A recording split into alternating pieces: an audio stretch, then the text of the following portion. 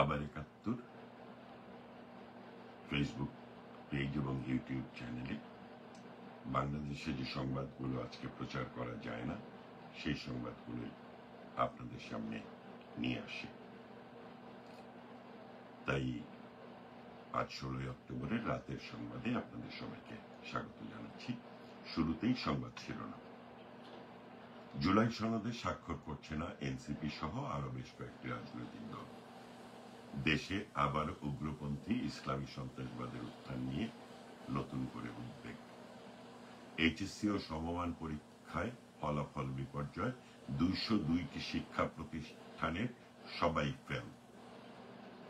আওয়ামী লীগের সাধারণ সম্পাদক ওবায়দুল কাদেরের ভাই শাহাদাত হোসেন গ্রেপ্তার। জুলাই সনদ স্বাক্ষর নিয়ে শেষ মুহূর্তে রাজনৈতিক অঙ্গনে দেখা দিয়েছে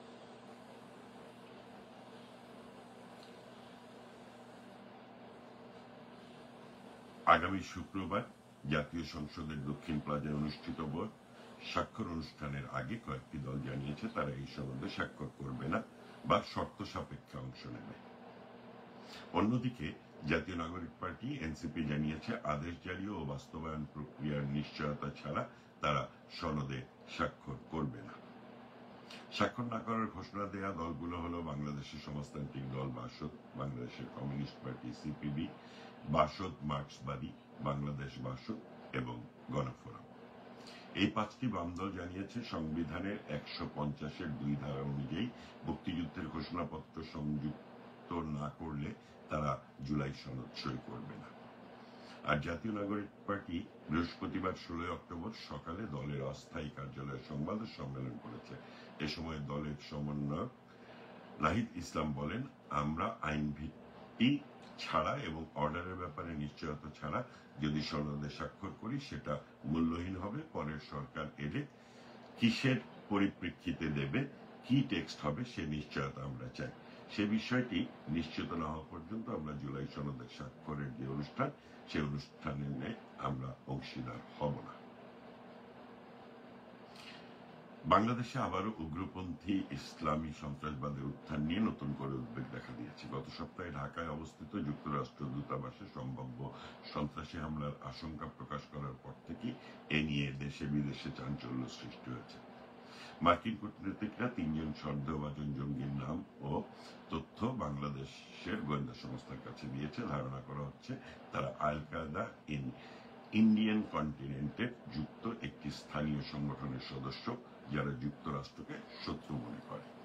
যুক্তরাষ্ট্র দূতাবাস নিরাপত্তা জোরদার করতে ইতিমধ্যে পুলিশের বিশেষ আয়োজিত সোয়েট টিমকে মোতায়েন করেছে।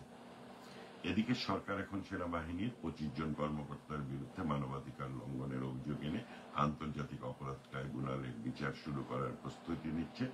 বিশ্লেষকদের মতে এই কর্মকর্তারাই শেখ হাসিনার সময় জঙ্গি বিরোধী অভিযানে নেতৃত্ব দিয়েছিলেন।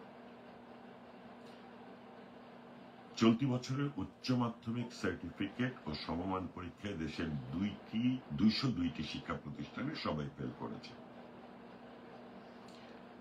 বুধবার মাধ্যমিক ও উচ্চ মাধ্যমিক শিক্ষা বোর্ড ঢাকার সভাকক্ষে বাংলাদেশের আন্তঃশিক্ষা বোর্ড সমন্বয় কমিটি ও ঢাকা বোর্ডের chairman professor doctor Khandaker Ehsanul Kabir এ তথ্য জানিয়েছেন।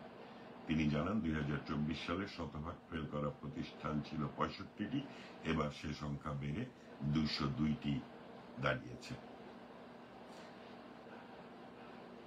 আওয়ামী লীগের সাধারণ সম্পাদক ওবায়দুল কাদেরের ভাই শাহাদাত হোসেনকে গ্রেপ্তার করেছে ঢাকা মহানগর গোয়েন্দা পুলিশ ডিবি। এছাড়া আওয়ামী লীগ ও এর অঙ্গ সংগঠনের আরো ৮ জন নেতাকর্মীকে গ্রেপ্তার করা হয়েছে।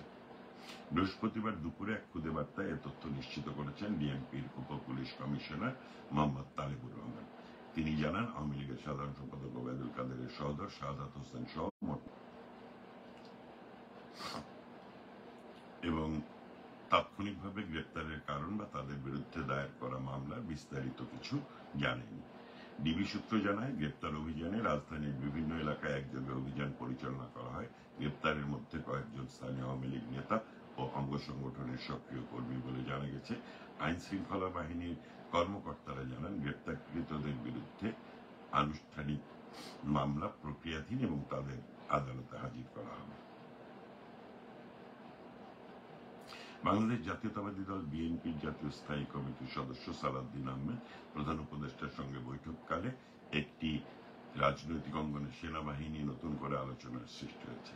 প্রধান উপদেষ্টা আর তার সরকার দেশে বিদেশে একাধিকবার ঘোষণা দিয়েছেন যে আগামী 2024 সালের ফেব্রুয়ারি মাসে দেশে একটি সুষ্ঠু নিরপেক্ষ নির্বাচন অনুষ্ঠিত হবে। তবে এখন পর্যন্ত সেই নির্বাচনের নির্দিষ্ট তারিখ ঘোষণা করা হয়নি। রাজনৈতিক বিশ্লেষকরা বলছেন, যদি আজ থেকে 100 দিনের মাথায় জাতীয় নির্বাচন অনুষ্ঠিত হয় তাহলে এখনই প্রস্তুতি শুরু হওয়ার কথা, কিন্তু এখনো তেমন কোনো কার্যক্রম দেখা যাচ্ছে না। নির্বাচন কমিশন জানিয়েছে ভোটের 60 দিন আগে তফসিল ঘোষণা করা হবে, কিন্তু প্রতিদিনের ঘটনা প্রবাহে দেখা যাচ্ছে দেশে এক ধরনের অনিশ্চয়তার দিকে এগোচ্ছে। প্রধান উপদেষ্টা ও তার সরকারের পক্ষ থেকে সুষ্ঠু নির্বাচনের আশ্বাস দেওয়া হলেও বাস্তবে অস্থিতিশীলতার চিত্রই স্পষ্ট হচ্ছে। বিশ্লেষকরা বলছেন সরকার যেন অগ্রাধিকার নির্ধারণে দ্বিধাগ্রস্ত এবং ইচ্ছাকৃতভাবে বিলম্ব করছে। সম্প্রতি গণমাধ্যমে খবর এসেছে বাংলাদেশ বিমান বাহিনীকে আধুনিকীকরণের উদ্যোগ নেওয়া হচ্ছে। বলা হচ্ছে অত্যাধুনিক যুদ্ধ বিমান, আক্রমণ হেলিকপ্টার এবং এয়ার ডিফেন্স সিস্টেম কেনা হবে, কিন্তু সংশ্লিষ্ট সূত্রগুলো জানাচ্ছে এসব বিষয়ে এখনো কোনো আনুষ্ঠানিক সিদ্ধান্ত বা ক্রয় প্রক্রিয়া শুরু হয়নি। এমন পরিস্থিতিতে প্রশ্ন হচ্ছে এই প্রচারণা কাদের স্বার্থে চালানো হচ্ছে। এদিকে গণমাধ্যম থেকে এখনো রিপোর্ট সরিয়ে ফেলার হুমকি দেওয়া হচ্ছে বলে অভিযোগ পাওয়া গেছে। আগে যেসব কাজ করতেন গোয়েন্দা সংস্থার সদস্যরা, এখন করছেন কিছু সাংবাদিক। সরকারের ভাবমূর্তি রক্ষায় একাধিক ফ্যাক্ট চেকিং সংস্থা সক্রিয় থাকলে সাম্প্রতিক সময় প্রতিরক্ষা বাহিনী নিয়ে ছড়ানো গুজব যাচাইয়ের তেমন কোনো উদ্যোগ দেখা যায়নি। জেএম কাদের জাতীয় পার্টির চেয়ারম্যান দেশের বর্তমান রাজনৈতিক অশান্তি ও অনিশ্চয়তা থেকে মুক্তি পেতে প্রয়োজন তত্ত্বাবধায়ক সরকারের অধীনে একটি অবাধ ও সুষ্ঠু ও নিরপেক্ষ নির্বাচন, সে ব্যাপারে তিনি দাবি জানিয়েছেন এবং কাকরাইলে জাতীয় পার্টির কেন্দ্রীয় কার্যালয়ে এ সংবাদ সম্মেলনে তিনি কথা বলেন এবং তিনি বলেন সরকারের দ্রুত পরিবর্তন প্রয়োজন। জেএম কাদের আরো বলেন বর্তমান সরকারের পক্ষপাতমূলক আচরণ নির্বাচনী পরিবেশকে অস্থিতিশীল করছে। সরকার এমন আচরণ নিবন্ধিত রাজনৈতিক দলগুলোর জন্য সঙ্গে করছে যেখানে সবার জন্য সমান সুযোগ তৈরির ক্ষেত্র থাকছে না। 3 মাসের মধ্যে নির্বাচন অনুষ্ঠিত হতে হলে দেশে গুরুত্বপূর্ণ এবং শান্তিপূর্ণ পরিবেশ বিরাজ করা। জিএম কাদের বলেন বর্তমান সরকার যত দ্রুত বিদায় নেবে দেশের জন্য ততই মঙ্গল হবে। এই কথাটি এখন আমাদের বাংলাদেশের প্রায় সকল জনগণেরই কথা এবং এই প্রক্রিয়ায় আমাদের সকলকে যুক্ত হবে, যারা আমরা মুক্তিযুদ্ধে বিশ্বাস করি, যারা বাংলাদেশে বিশ্বাস করি। আবার 71-এর কেমন আছে বাংলাদেশের সংবাদের এখানেই শেষ করছি। আবার 71-এর ফেসবুক পেজটি ফলো, লাইক এবং শেয়ার করে এবং ইউটিউব চ্যানেলটি সাবস্ক্রাইব করে আমাদের সাথে থাকবেন। ভালো থাকবেন সবাই। জয় বাংলা।